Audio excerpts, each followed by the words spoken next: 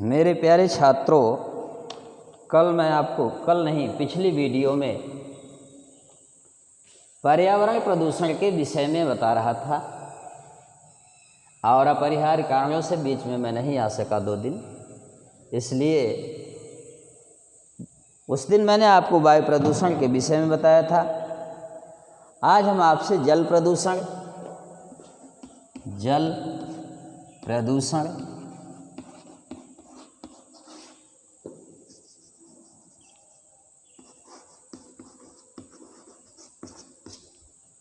और दूसरा है ध्वनि प्रदूषण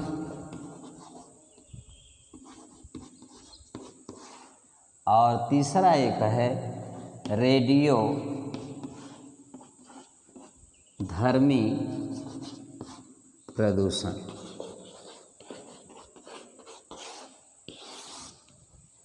इन 3 पर आपसे हम चर्चा करेंगे कि जल प्रदूषण क्या होते हैं, ध्वनि प्रदूषण क्या होते हैं और रेडियो धर्मी प्रदूषण क्या होते हैं, जिनके विषय में आप ऑलरेडी पहले भी पढ़े हैं। ऐसा नहीं कि सारे शब्द आपको अपरिचित दिखते हैं, इसके पहले भी आपको पढ़ने के लिए शब्द मिले हुए होंगे, लेकिन आज भी मैं आपको ये बता रहा हूँ कि जल प्रदूषण क्या होते हैं।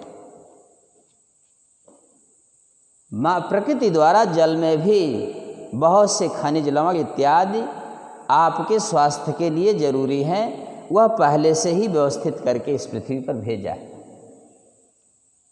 संयोग की बात देखिए कि जिस चीज़ की सबसे ज़्यादा ज़रूरत पृथ्वी पे है, प्रकृति ने उसको सबसे ज़्यादा दिया है। इस पृथ्वी पर आपने ऑलरेडी ऐसे ही पढ़ा होगा कि 71% जल पाए जाते हैं, और इसके बावजूद भी आज जल के लिए ही हाहाकार मचे। पूरा समुद्र जो है जल से भरा, पृथ्वी का 3 हिस्सा एकदम जल से ही भरा है। फिर बर्फ जो क्या ना, पहाड़ों पर बर्फ जमी है, नदियों में जल है, इसके बावजूद भी पेय जल के संकट होते हैं। अब क्या दिक्कतें आती हैं? अभी आप मुंबई से लेके गोवा या दक्षिण भारत के शहरों में चले जाओ, महानगरों में, तो जैसे हमारे यहाँ मिठाई की दुकान पे पानी आपको आसानी से मिल जाता है, वहाँ आपको मिठाई लेने के बाद पानी भी खरीदने होंगे।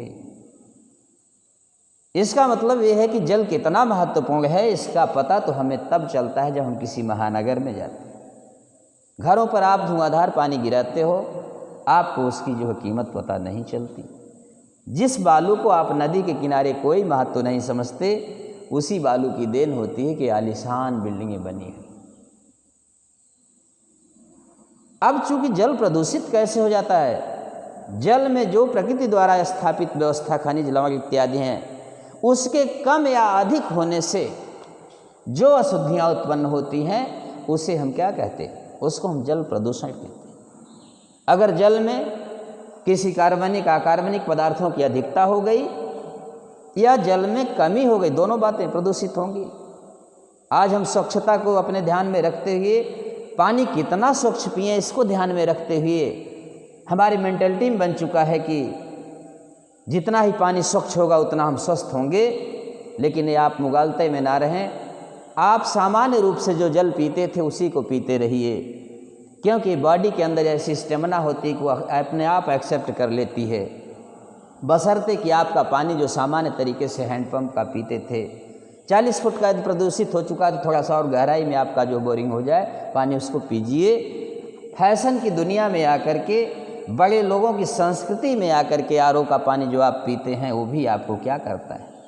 आपके इम्यून सिस्टम को कमज़ोर करता है, आपकी हड्डियां कमज़ोर हो जाएंगी। ऐसा विश्व स्वास्थ्य संगठन का सलाह है। आज तमाम घरों में आरओ लग चुके हैं, लेकिन जब कमज़ोर हो, चूँकि वह इतना ज़्यादा टीडीएस कम कर देता है उसका, कि उसके तमाम जो आपके शरीर के लिए ज़रूरी खनिज पोषक तत्व हैं, उनको भी वो फिल्ट्रेट कर देता है, और फिल्ट्रेट करने के कारण वो पानी डिस्टिल्ड हो जाता है एक तरह से, और आपके शरीर के योग्य नहीं होता। आप तो सोचते हैं हम स्वच्छ पानी पी रहे हैं।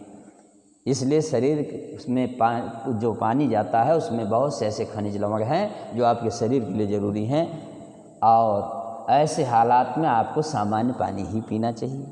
आज देखिए कोरोना चल रहा है दुनिया में, लेकिन भारत में उसके बावजूद भी लोगों के मरने के आंकड़े कम हैं। ऐसा क्यों? ऐसा इसलिए कि भारत की अधिक से अधिक पब्लिक धूप छाँव हर जगह जो अपने को फेस करती है, और फेस करने के कारण उनका इम्यूनिटी का सिस्टम जो क्या है, तेज। और जब इम्यून सिस्टम आपका तेज होगा तो आप तालाब का भी पानी पी लेंगे तो कोई दिक्कत नहीं होगा। नहीं तो जो लोग एयर कंडीशन की ज़िंदगी जीते हैं, अगर उनको ये पानी पिला दिया जाए तो तुरंत क्या हो जाएंगे, मर जाएंगे। अमेरिका में सुनने की मौत का आंकड़ा जो आ रहा है, क्यों ज़्यादा आ रहा है? क्योंकि वहाँ के लोग आराम तलब जीवन अधिक जीते हैं। वहाँ के लोग एयर कंडीशन की ज़िंदगी बहुत जीते हैं। वहाँ का किसान भी एसी में बैठ के हल जोतता है, स्वाभाविक मर जाएगा। इसलिए जल प्रदूषण के स्रोत क्या हो सकते हैं? जैसे आप देख रहे हैं, उसको गंदे नालों से लेके औद्योगिक कल कारखानों से निकले हुए जितने वेस्टेज पदार्थ होते हैं सब कहाँ जा रहे हैं? नदियों में जा रहे हैं, नदियों से समंदर में जा रहा है, और जल हमारा क्या हो रहा है? प्रदूषित हो रहा है। ऐसे कारखानों में कचरा जिसमें पारे, शीशे, कार्बनिक ये सभी चीज़ें हैं, जहाँ भी कारखाने लगे हुए हैं वहाँ पर तमाम शीशा, पारा, ये सब कचरे के रूप में जा रहे हैं और ज़मीन के अंदर भी चले जा रहे हैं और हमारे जल को क्या कर दे रहे हैं? दूषित कर रहे हैं। ऐसे ही कृषि में जो हम तमाम कीटनाशकों का प्रयोग कर रहे हैं, तमाम दवाइयों का प्रयोग कर रहे हैं, ये भी जो हमारे जल को क्या कर रहे हैं? प्रदूषित कर रहे हैं। अब इन जलों से हमारे जो क्या होता है, दुष्प्रभाव क्या होता है? हमारे जब जल जो है दुष्प्रभावित होगा तो पहला चीज़ आप जान लीजिए, कुछ रोग होते हैं जल के प्रभावित होने, जैसे टाइफाइड, जिसको मियादी बुखार के नाम से भी जाना जाता है। टाइफाइड होता मीन्स आंत का बुखार, जिसमें आपकी आंतें प्रभावित हो जाती हैं और आपको भूख नहीं लगती। आपकी धीरे धीरे जब भूख नहीं लगेगी तो आपके अंदर पोषक तत्व तो नहीं पहुंचेंगे और आपका शरीर कमज़ोर होता जाएगा। इसके अलावा पेचिश, क्षय रोग, टीबी आदि जो होते हैं इन्हीं के कारण होते हैं। और क्या होता है? जल प्रदूषण रोकने के कुछ उपाय आप देख ले, हो सकता है क्वेश्चन इसी तरह से पूछे जाएं, बीमारी पूछ दी जाए आपसे। तो जैसे गांव तथा नदियों में बहने वाले गंदे पानी को जो है क्या नाम से नदियों तक ना जाने दिया जाए, उसको रोका जाए। नदियों के समीप गंदे बर्तन या मरीजों को कपड़े धोने नहीं चाहिए। ऐसे ही बाहित मल को भी नदियों में नहीं बहने देना चाहिए। मृत पशुओं को नदियों में नहीं जाने देना चाहिए। ये तमाम ऐसे जो उपाय हैं। पानी पीने के कुओं की दीवारें पक्की का होनी चाहिए, उस पर किसी प्रकार का ऊपर से जो है कूड़ा कचरा नहीं उसमें जाना चाहिए। औद्योगिक नदियों को भी किनारे स्थापित नहीं करना चाहिए। आज जितने भी आप कल कारखाने देख रहे हैं कानपुर में, वो सभी गंगा जी में गिर रहे हैं, उसके जल क्या नाम से अपशिष्ट, और इसके गिरने से हमारे जो है नदियाँ क्या हो जा रही हैं? दूषित हो जा रही हैं, जल प्रदूषित हो जा रहा है। उसी पानी को तो खींच करके फिर शहरों को सप्लाई दी जा रही है, इसलिए हमारा जल क्या होता है? दूषित हो जाता है। ऐसे ही ध्वनि प्रदूषण की बात आती है। दूसरा ये ध्वनि प्रदूषण क्या होते हैं? हर जीव जंतु से लेके मानव तक सबकी सुनने की अपनी एक कैपेसिटी होती, क्षमता होती है। अगर उससे हम ज़्यादा आवाज़ सुनते हैं तो भी ध्वनि प्रदूषण है, और यदि हमारे सुनने से कम है तब भी जो है ध्वनि प्रदूषण है। इसलिए ध्वनि जो हमारी कानों की क्षमता है नॉर्मल सुनने की, वह होनी चाहिए। और 70 से 75 डेसिबल की जो ध्वनि होती है वो सहनीय होती है, उसको हम सुन सकते हैं। इसीलिए आपने शादी विवाह में देखा होगा कि ध्वनि प्रदूषण के कारण कभी कभी डीजे वगैरह की ध्वनि पर लोगों को हार्ट अटैक, दिल का दौरा हो जाता है। इसका मतलब कि जो ध्वनि उनको सुननी चाहिए वह ध्वनि सुनने की उनके पास क्षमता से ऊपर ध्वनि हो जाती है। ऐसे समय में उनके हार्ट की गतियाँ तेज हो जाती हैं और व्यक्ति कभी कभी घटनास्थल पर ही, जहाँ पे शहनाई बज रही होती है, वहीं पर मातम के माहौल छा जाते हैं और व्यक्ति वहीं पर क्या हो जाता है? अपनी दम को तोड़ देता है। ऐसे ही ध्वनि प्रदूषण के प्रभाव हमारे शरीर पर क्या होते हैं? जैसे बहरापन हो सकता है, हृदय रोग हो सकता है, बेचैनी हो सकती है, स्नायु तंत्र में हमारी तंत्रिकाएँ नष्ट हो सकती हैं। ये सारे प्रभाव इसके देखने को होते हैं। इसके नियंत्रण के क्या उपाय किए जाने चाहिए ध्वनि प्रदूषण के? जैसे पुरानी तथा खटारा मोटर गाड़ियाँ इत्यादि जो चलती हैं, उनको जो है आवासीय क्षेत्रों से निकलने पर रोक लगा दें। जहाँ पर लोग रहते हैं उधर से उनको ना गुजरने दिया जाए, बाहर से होके जाएं। मोटर वाहनों में तेज ध्वनि वाले हार्न बजाने की अनुमति ना दी जाए। इसीलिए आप देखो शहरों में जो गाड़ियाँ चलती हैं उसके हार्न बहुत तेज़ नहीं होते। कभी कभी आप देखो बहुत सी गाड़ियाँ आपके किनारे से होके जाती हैं, इतना तेज़ हार्न बजाते हैं कि आप क्या होते हैं? चौंक जाते हैं। तो इससे भी आपको दिक्कतें होती हैं।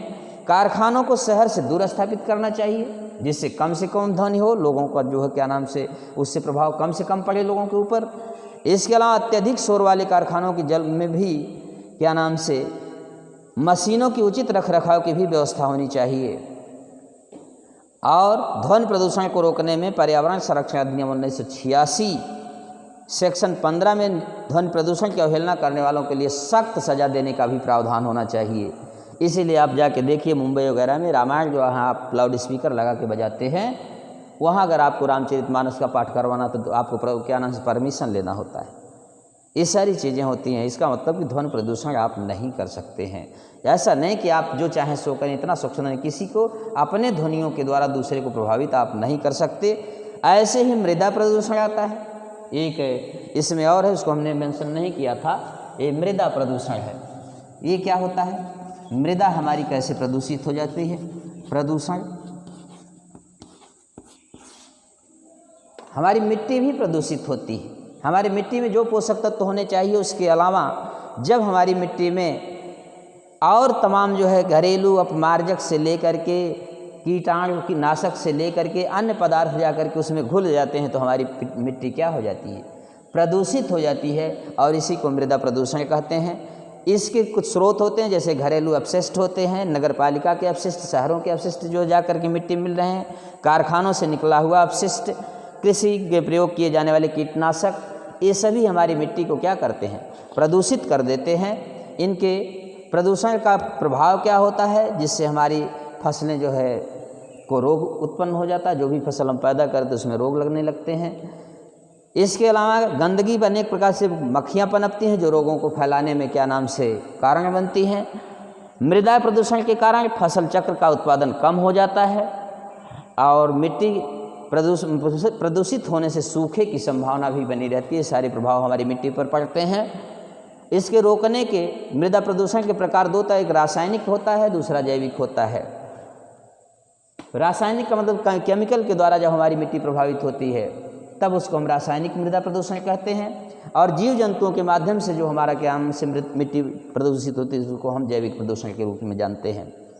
इसको रोकने के उपाय क्या होने चाहिए, जितने भी अपशिष्ट पदार्थ हैं वो मिट्टी में ना डाले जाएं। इसीलिए देखिए प्लास्टिक वगैरह के जो पॉलीथीन के बैग वगैरह थे उसको बंद कर दिया गया, क्योंकि लोग अपना प्रयोग करने के बाद डिस्पोज्ड कर देते थे, ज़मीन पर फेंक देते थे, वो आपके खेतों में जाती थी, वो सड़ती है नहीं, उसी तरह से बनी रहती है, हमारी मिट्टी क्या करती है, प्रदूषित करती है। ऐसे उन्हें किसी स्थान पर एकत्रित किया जाए जितने भी अपशिष्ट हों और उन्हें नष्ट कर दिया जाए, पुनर्चक्रीकरण की व्यवस्था की जाए, भू निक्षेपीकरण किया जाना चाहिए। भू निक्षेपीकरण का मतलब जिसमें वो अपशिष्ट पदार्थ होते हैं उनको निकाल दिया जाए, जिससे हमारी मिट्टी क्या हो जाए, स्वच्छ हो जाए। इसी प्रकार से रेडियोधर्मी प्रदूषण, रेडियोधर्मी प्रदूषण के विषय में मैंने बताया था कि प्रकृति में कुछ ऐसे तत्व पाए जाते हैं जिनमें विशेष प्रकार का विकिरण उत्पन्न होता है, जिससे सीधे जो किरणें प्रभावित करती हैं उसको हम कहते हैं रेडियोधर्मी प्रदूषण। जैसे परमाणु बम हुआ, हाइड्रोजन बम हुआ, इन सब के माध्यम से जो वायुमंडल जो हमारे इस वातावरण में प्रदूषण उत्पन्न होता है उसको हम रेडियोधर्मी प्रदूषण कहते हैं। रेडियोधर्मी प्रदूषण में 3 प्रकार की किरणें निकलती हैं। उन किरणों का नाम है अल्फा, बीटा और तीसरी है गामा। ये 3 किरणें हैं जिसमें सबसे ज़्यादा अल्फा बीटा से की अपेक्षा ये गामा किरणें उसमें ज़्यादा निकलती हैं और इससे गामा किरणें से हमारे शरीर को, जीव जंतुओं को के ऊपर जो है बहुत दुष्प्रभाव पड़ता है। इससे आपको कैंसर हो सकते हैं, त्वचा के रोग हो सकते हैं, ये सारी चीज़ें होती हैं। इसलिए आज आप देखिए जापान के नागासाकी और हिरोशिमा में जो एटम बम को क्या नाम से अमेरिका ने गिराया है, आज उसी की देन है कि उस रेडियोधर्मी पदार्थ की देन है कि आज भी वहाँ पर लोग क्या होते हैं, लंगड़े लूजे पैदा होते हैं और इससे कैंसर, ल्यूकेमिया आदि प्रकार के रोग होते हैं। हमारे स्नायुतंत्र भी नष्ट हो सकते हैं और हमारी प्रतिरोधक क्षमता भी क्या हो सकती है, समाप्त हो सकती है।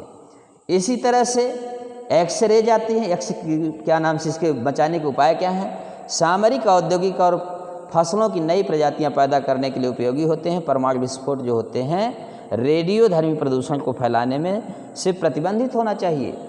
आज दुनिया के तमाम बहुत से ऐसे देश हैं, जैसे हमारे अस्थायी देश हैं जो विकसित राष्ट्र हैं, इसके बाद जब हमने परमाणु परीक्षण किया था तो दुनिया के देशों ने मिल करके विरोध कर दिया कि नहीं, भारत को ऐसा नहीं करना चाहिए। क्यों नहीं करना चाहिए?